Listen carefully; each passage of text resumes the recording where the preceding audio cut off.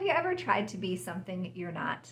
Let's talk about that for a minute or two. I'm glad you could join me for this video on growing spiritually. It's a vital part of our mission here at Mount Tabor. We are in the midst of a worship series on the story of David and Goliath.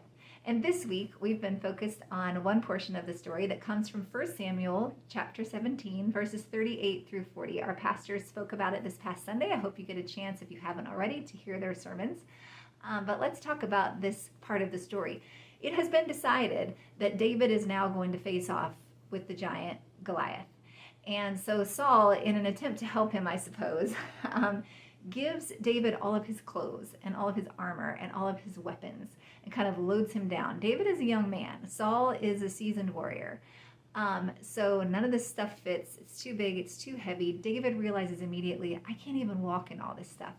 And so he takes off this protective armor that was kind of making him someone that he wasn't, and strips back down to the person that God created him to be, the shepherd with a sling and some stones. And he goes to fight, to face the giant. Sometimes we try to be someone we're not. We try to pretend we're something we're not. And when we do that, we become doubly insecure. We maybe have put on this extra skin because we're insecure about the situation, but then we're doubly insecure because now we have to worry about whether our cover is going to be blown. So our attempt at putting on confidence often puts on another layer of insecurity. David takes that off and is comfortable in the skin that God created for him. God called David, not Saul, to this fight. And so David needs to show up for the fight, not David wearing Saul's clothes. So that's a reminder to us that God has created us for the things that he has called us to. And when God calls us to something, he has already equipped us to get through it. And he's not going to leave us once he gets us there.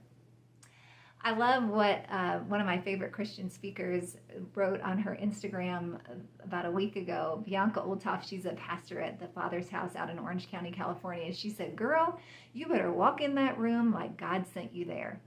Isn't that the truth? God did send you there, and you should walk in that room with the confidence of knowing you've been sent here by God. God has called you to this place, and he's coming with you, and he's bringing all the equipment that you need. So let's go today in that confidence to face our day, to face our giants, to face our battles, to face whatever is ahead, knowing that God is with us, that God has equipped us, God has called us to it, and he will be faithful to get us through. So I hope as you go through this week that the Lord will surprise you with his kindness, that he will overwhelm you with his goodness, and that he will give you the confidence of knowing that he will never leave you or forsake you. Have a great week.